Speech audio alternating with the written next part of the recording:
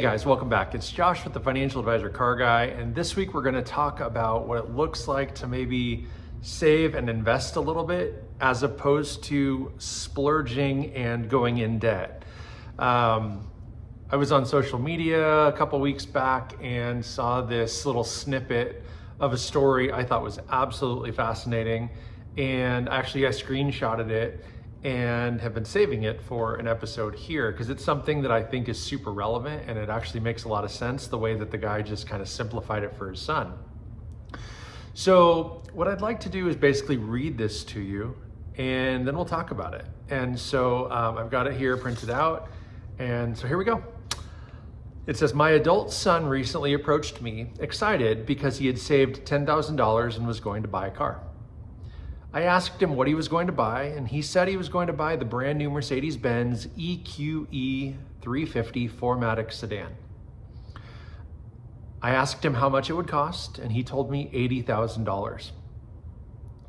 I asked him how he was going to buy an $80,000 car with only $10,000, and he told me he was going to use what he had as the down payment and then finance the rest. He'd talked to the dealer and he was already approved for the loan. His payments were going to be $1,227 a month for 72 months. I said, holy smokes, son, you'd be way better off buying a reliable used car for $10,000 and putting that $1,227 a month every month into a well-managed mutual fund or even an index fund. When he asked why that would be, I wrote it out for him in black and white. He looked it over, and let's just say he's now shopping for a used car. Please make the young people in your life who are important to you aware of this lesson. So again, I thought that was really pretty well written. It's a very applicable story. It's something that happens all the time. And I mean, people buy new cars every day. Car loans are expensive and interest rates are high right now. So, you pair that with the fact that new cars today are more expensive than they've ever been. And all of a sudden, you've got the youth of America thinking that this is a great idea.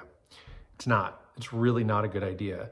It's totally different if you can afford the $1,000 a month payment comfortably, or if it's discretionally spendable income. There's certainly a time and a place for that kind of thing. But when it comes to everyday life, everyday spending, what does it look like to buy a $10,000 reliable car and then invest the difference? And so this guy went above and beyond. He actually drew this out and I copied it. Like I said, I screenshotted the article and have since, written out essentially the same description he did for his son to kind of paint the picture.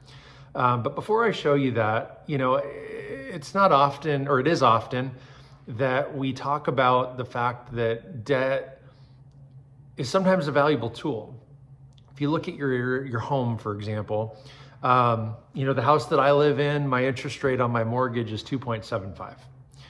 If I had the cash in the bank to pay it off, or let's say I won the lottery today and decided to just write the check to pay off the mortgage, really the only reason I would do that is because maybe I would sleep a little bit easier at night knowing that the house is mine. But when it comes to investable dollars, it might not make a lot of sense, because if I'm paying less than 3% interest on an investment or on a debt, but then on the flip side, the cash is earning, let's say 4% in a money market, or 7 or 8 or 9% invested correctly, am I really doing what's right to pay off the mortgage? Or am I stunting the growth of my investments by taking a chunk of cash and paying off a debt? So there's a time and a place for that. Plus there's tax advantages to having mortgage interest deduction on your tax return each year, a number of other things. I digress. The reason that this was appropriate is because cars come and go in people's lives.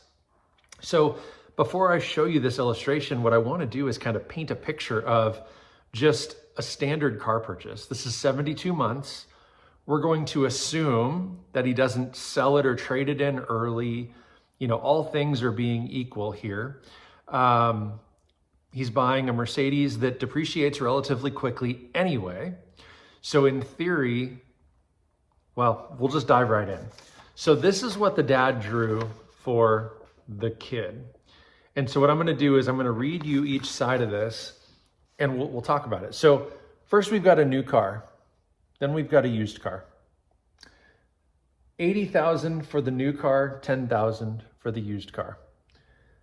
$10,000 down plus 72 monthly payments of $1,227 at 8%. As opposed to paying $10,000 cash with no payments and then investing the $1,227 at 8%. I'm going to pause there. Some investors would tell you 8% is too conservative. Others would tell you it's way too aggressive. That's probably why they used 8%, because it works for the debt and for the growth. 8% is not unheard of. And in fact, if you had put money in the S&P 500 30 or 40 or 50 years ago, you'd average 11 or 12% over time. So 8%, in my opinion, is probably a little bit conservative, conservative, especially being that, I don't know how old this guy is, but he says his son who saved $10,000. That tells me that this is a young adult, probably in his 20s, maybe his 30s, but a young adult, right? He's got plenty of time to save for retirement, plenty of time to build a career and all the things that come with that. So those are kind of the laying down the groundwork, the framework for it. Then we fast forward in 6 years, okay? The new car, you've paid more than $100,000 total. You now have an old car and no money, okay? Then on the other side, 6 years later, you've paid $10,000 for an old car. You've invested $88,000, which is now worth $125,000 that is yours. Bonus, you still have an old car. So that's where things don't really, it's not apples to apples, right? To a lot of people, 6 years old is not an old car. The point of this story is that in 6 years, the car is paid off. That's 72 months, the car is paid off. You've paid over $100,000. You have a car that's paid for, but now you have no money, and a car that's ultimately going to need replaced. It's probably out of warranty and whatnot. On the flip side, you've paid $10,000 for a car. You've been able to invest $88,000. That is now worth $125,000. You still have the old car. Well, one might argue the old car might break. It doesn't have a warranty. It doesn't have this. It doesn't have that. Fine. So maybe instead of $88,000 that you've invested, maybe it's $75,000 or $70,000 or whatever that number is. And so maybe at the end of the day, instead of $125,000 in the investment account, you have 100 or 90, right? Whatever. The moral of the story is at the end of the 6 years, you have potentially a six-figure account somewhere that's got boatloads of money. And maybe in 6 years, you go spend another $10,000 and you buy a new car, another used car, and you rinse and repeat, right? The idea is the savings habit long-term. Now, imagine if this went on for more than 6 years. So again, using that rinse and repeat method, a lot of people will go buy a new car the moment their car is paid off. They trade in their car and buy something new, and they have this perpetual car payment. If that works, fine. Is it ideal? Probably not. On the flip side, you pay $10,000 for a used car, you drive it for 6 years, buy another $10,000 used car. Or shoot, splurge a little, buy a $15,000 or a $20,000 used car, you still have $100,000 left, right? So this is a life lesson bigger than just buying a new car versus a used car. This is like adult decisions being made here. And I found it really impactful because I've got kids of my own. And yeah, I mean, you've seen my daughter's car on here, right? Like that's not a hidden secret or anything like that. It was less than $10,000. She can't afford a $1,200 a month payment. So this isn't applicable to her in that regard. But let's make the numbers smaller. Let's say she goes and buys a car that's $200 or $300 a month. And, you know, now all of a sudden she's put maybe $5,000 down and she's paying $300 a month. Or she could go buy a used car for $5,000, invest the $300, and in 5 or 6 years, she's going to have, I don't know, $20,000, $25,000 and still have an old car, as opposed to a car that's paid off, but now no money. So you kind of have to wrestle with that a little bit. The devil's advocate side of me says, okay, well, the new car includes a warranty, right? So you're not going to be paying maintenance. You're not going to be paying for all that stuff. It should be more reliable being a new car. That's not guaranteed. I think the moral of the story, though, beyond any of that, is, does a young adult need a Mercedes? When things break on a Mercedes, they're expensive. Again, if they're under warranty, it's fine, but you probably shouldn't go buy a 10-year-old or a 6-year-old Mercedes, pay the $10,000 cash. I kind of think what the dad in this situation is getting at is like, go buy a Honda Civic or a Honda Accord or a Toyota Corolla or Camry or something, like a reliable car that will get you from A to B, that will allow you an opportunity to continue to save and grow your wealth. And you know what? You do this 2, 3, 4 consecutive times. Maybe you do this for 20 or 25 years while you're building your career, while you're working, especially as a young adult. And then maybe by your 50th birthday, you've got $1 million that you can go pay cash for some ridiculously cool car that you've got to have, still have a boatload of money left, and it all becomes worth it, right? It might suck to go through it.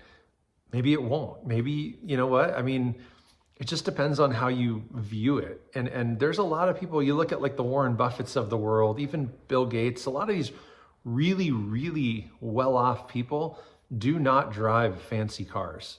I think Jeff Bezos literally drives a Toyota Camry or a Corolla, And so there's no rule that says rich people have to drive fancy cars.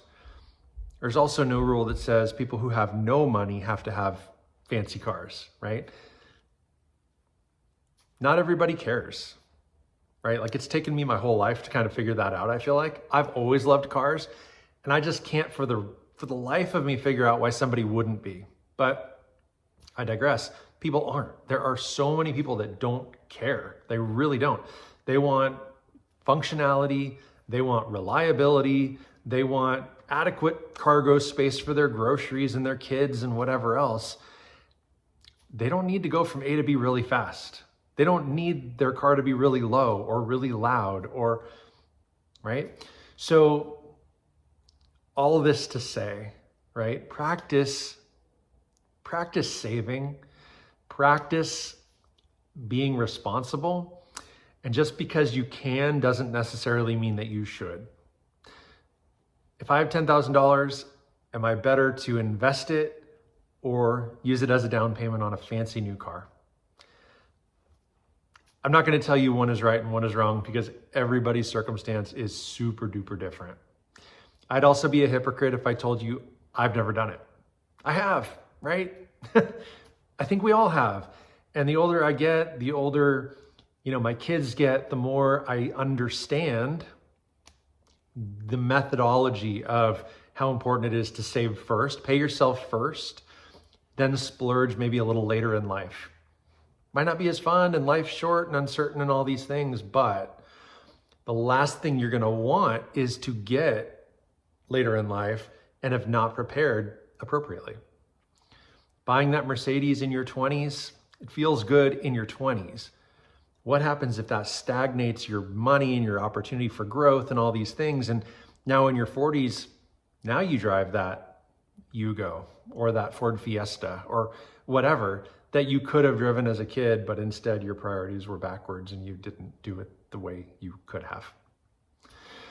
So that's all I got for you guys this week. Again, I thought that was a really cool story. I thought that was really eye-opening. I mean, it's stuff that I preach to my clients all day, every day. It's not anything new to me.